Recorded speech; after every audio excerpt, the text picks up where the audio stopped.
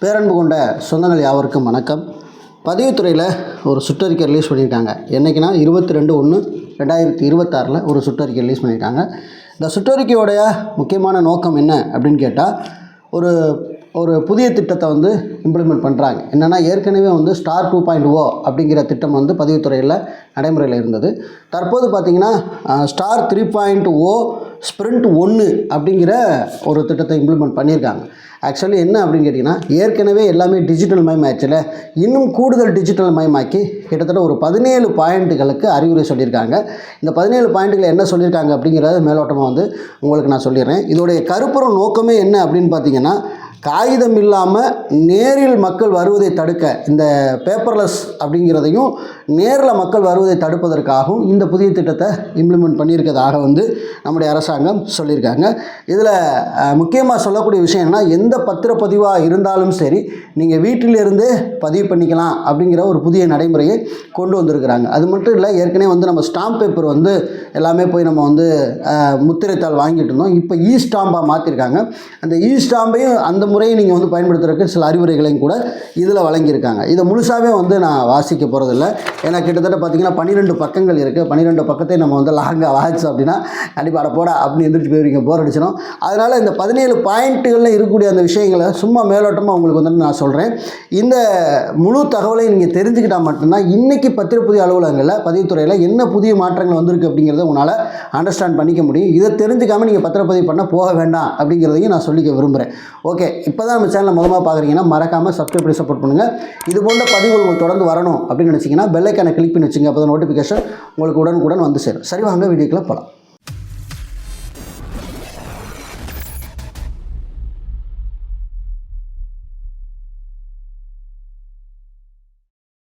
பதிவுத்துறை தலைமை அலுவலகத்திலேருந்து அனுப்பியிருக்காங்க. சென்னை 6,28,000 இந்த திட்டத்தோட பேர் என்ன, ஸ்டார் 3.0 அப்படின்னு இந்த திட்டம். இதில் ஸ்ப்ரிண்ட் 2.1 அப்படின்னு சொல்லியிருக்காங்க.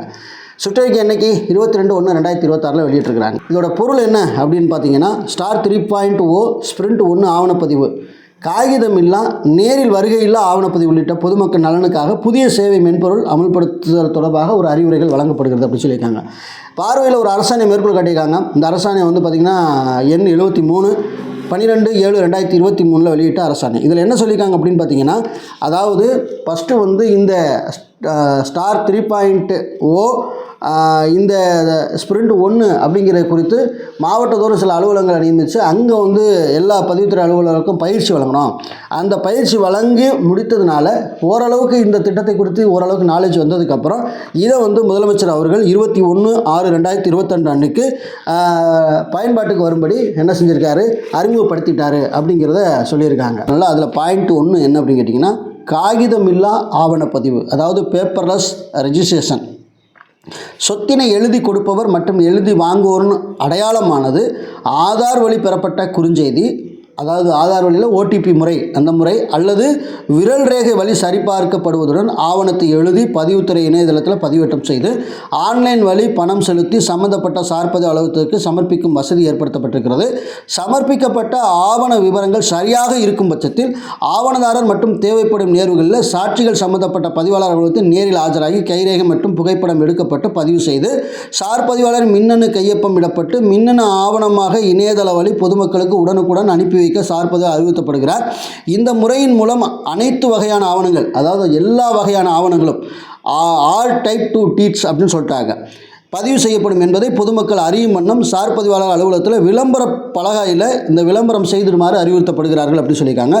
மேலும் காகிதமில்லா ஆவணப்பதிவு முறையில் முத்திரை தாள்கள் அல்லது இ ஸ்டாம்ப் பயன்படுத்தி ஆவண பிரிண்ட் எடுக்கப்பட்டு மேலேற்றம் செய்யப்பட்டு முத்திரைத்தாள் எண்கள் உள்ளீடு செய்யப்பட்டு ஆவணப்பதிவுக்கு தாக்கல் செய்யப்படும் நிகழ்வுகளில் ஆவணம் தாங்கிய முத்திரை தீர்வையை கணக்கில் கொண்டு ஆவணம் பதிவு செய்யப்பட்டவுடன் அசல் முத்திரைத்தாள் முன்பக்கத்தின் கீழ்கண்ட முத்திரையிட்டு ஆவணதாரிடம் திரும்ப வழங்க அறிவுறுத்தப்படுகிறது. இந்த முத்திரையின் அளவு பார்த்திங்கன்னா இதில் 10x4 சென்டிமீட்டராக இருக்க வேண்டும் அப்படின்னு சொல்லியிருக்காங்க. இந்த முத்திரையானது பதிவு மாவட்டம், அதாவது எந்த மாவட்டத்தை அதில் இருக்கணும், அதே மாதிரி சார் பதிவாளர்கள் எந்த சார் பதிவாளத்தில் இருக்கணும், வருடம், பதிவு ஆவண எண்ணு, காகிதமில்லா பதிவு ஆவணத்திற்கு பயன்படுத்தப்பட்டது அப்படிங்கிற இந்த விவரங்கள் எல்லாம் கொடுக்க சொல்லியிருக்காங்க. சார் பதிவு அலுவலகத்தில் காகிதமில்லாத ஆவணப்பதிவு பயன்படுத்தப்பட்ட முத்திரைத்தாள் விவரங்கள் அடங்கிய பதிவேடு கீழ்கண்ட காலங்களுடன் பராமரிக்கப்பட வேண்டும். பதிவேட்டின் தலைப்பு காகிதமில்லா ஆவணப்பதிவின் பயன்படுத்தப்பட்ட முத்திரைத்தாள் விவரங்கள் அடங்கிய பதிவேடு. இந்த ஒரு பதிவேடையும் பராமரிக்க சொல்லியிருக்காங்க. இதில் ஒரு டீட்டெயில் கொடுத்துருக்குறாங்க. ஓகே, முத்திரைத்தாள் யார்கிட்ட வாங்கினீங்க, அவங்களோட பேர், ஆவணம் என்ன, இந்த டீட்டெயிலாம் இதில் பதிவு சொல்லியிருக்காங்க. இது பாயிண்ட் 1. பாயிண்ட் 2ல் என்ன சொல்லியிருக்காங்க, நேரடி வருகையில் ஆவணப்பதிவு அப்படின்னு சொல்லியிருக்காங்க. கட்டுமான நிறுவனத்திலிருந்து புதிய அடுக்குமாடி குடியிருப்புகள் வாங்கும்போதும் புதிதாக உருவாக்கப்பட்ட மனைப்பிரிவு மனைகளை வாங்கும்போதும் முதல் கிரைய ஆவணத்தை பொறுத்து பொதுமக்கள் தங்கள் வீட்டிலிருந்து அல்லது சம்பந்தப்பட்ட சொத்தினை விற்பனை செய்யும் நிறுவனத்தின் அலுவலகத்திலிருந்தோ பத்திர இணையதள வாயிலாக பதிவு தாக்கல் செய்யலாம். மேலும் விற்பனை உடனடியாக அது எந்த ஆவணமாக இருந்தாலும் சரி, பொதுமக்கள் நேர வரவில்லா ஆவணப்பதிவு வாயிலாக இணைய வழியே பதிவுக்கு தாக்கல் செய்யும்போது சொத்தினை எழுதி கொடுப்பவர் மற்றும் எழுதி வாங்குவோர் அடையாளமானது விரல் ரேகை ஆதார் ஆணையத்தில் சரிபார்க்கப்பட்டு ஆன்லைன் வழி கட்டணம் செலுத்தியவுடன் சமர்ப்பிக்கப்பட்ட ஆவண விவரங்கள் சரியாக இருக்கும் பட்சத்தில் ஆவணம் உடனுக்குடன் பதிவு செய்து சார்பத மின்னணு கையொப்பமிட்டு மின்னணு ஆவணமாக இணையதள வழி பொதுமக்களுக்கு அனுப்பி வைக்க வேண்டும் அப்படின்னு சொல்லியிருக்காங்க. அது மட்டும் இல்லை, பார்த்தீங்கன்னா 3வது பாயிண்ட், அரசு வாரியங்களால் எழுதி கொடுக்கப்படும் ஆவணங்கள் நேரடி வருகையில் ஆவணப்பதிவு. ஸோ அதுக்கான சில ப்ரொசீஜர் அரசு எழுதி கொடுக்குது இல்லையா பொதுமக்களுக்கு, அது சம்மந்தமாக இங்கே சொல்லியிருக்காங்க. அது எப்படி பத்திர டிரான்சாக்ஷன் நடக்கணும் அப்படிங்கிறத சொல்லியிருக்காங்க. 4, எந்த நேரத்திலும் மற்றும் எந்த இடத்திலும் இருந்தும் ஆவணம் சமர்ப்பிக்கும் வசதி. அது இந்தியாவில் எந்த மூலையில் இருந்தாலும், தமிழ்நாட்டு எல்லைக்குள்ள மட்டும் இல்லை, இந்தியாவில் எந்த மூலையில் இருந்தாலும் இங்கே உள்ள நிலங்களை நீங்கள் அங்கேருந்து என்ன செய்யலாம்னா பதிவு பண்ண நடைமுறை கொண்டு வரப்பட்டிருக்கிறது அப்படிங்கிறத சொல்லியிருக்காங்க. 5வது பாயிண்ட் என்ன சொல்லியிருக்காங்கன்னா, தானியங்கி பத்திரம் உருவாக்கும் முறை. அதை சொல்லியிருக்காங்க. பொதுமக்கள் பிறர் உதவியின்றி தங்களின் ஆவணத்தை தாங்களே உருவாக்கும் வண்ணம் தானியங்கி பத்திரம் உருவாக்கும் வசதியான கிரைய ஆவணங்கள், செயல்டீட்டு, கிரைய உடன்படிக்கை ஆவணம், உரிமை ஆவணங்கள், ஒப்படைப்பு ஆவணங்கள், ரசீது ஆவணம் ஆகிய ஆவணங்கள் அந்த ஆவணங்களுக்கு ஏற்படுத்தப்பட்டிருக்கிறது. கேள்வி பதில் வடிவிலான இந்த மென்பொருள் பொதுமக்கள் தங்கள் சொத்து தொடர்பான குறைந்தபட்ச விவரங்களை அளித்த உடனேயே தானாகவே பத்திரம் உருவாகிவிடும். அதிலே நீங்கள் ஓப்பன் பண்ணிங்கன்னா அதில் சில கேள்விகள்லாம் அதுவே வரும் போல இருக்குது.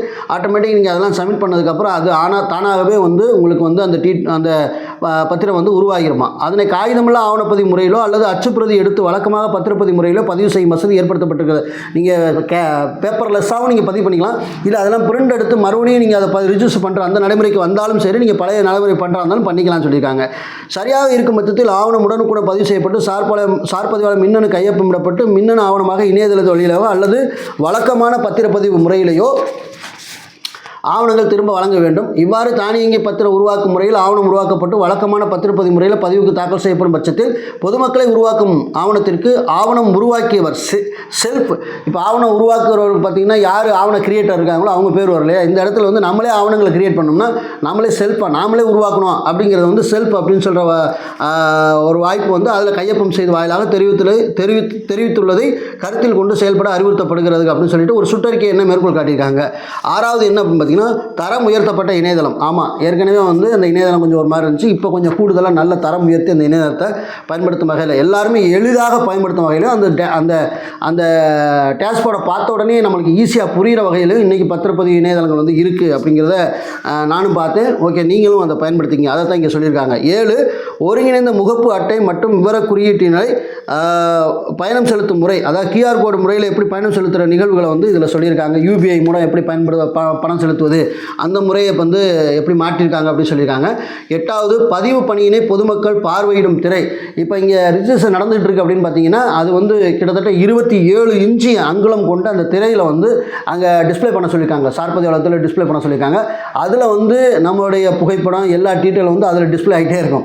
ஓகேவா, ஆள் மாறாட்டம் பண்ணுறதுக்கான எந்த வாய்ப்புகளும் கிடையாது. அப்படிங்கிறதுக்காண்டி உங்களுடைய பதிவு நடக்கும்போது இந்த பதிவை நீங்கள் டிஸ்பிளேவில் அந்த அதில் இப்போ ஸ்க்ரீன்லேயே பார்த்துக்கிட்டு இருக்க முடியும் அப்படிங்கிற வசதி நாங்கள் ஏற்படுத்தி கொடுத்துருக்கோம் அப்படின்னு இருக்காங்க. பாயிண்ட் 9, அடுக்குமாடி குடியிருப்பு மறு விற்பனை ஆவணங்களை கட்டக்கழிப்பின்றி அன்றே திரும்ப வாங்கும் வசதி.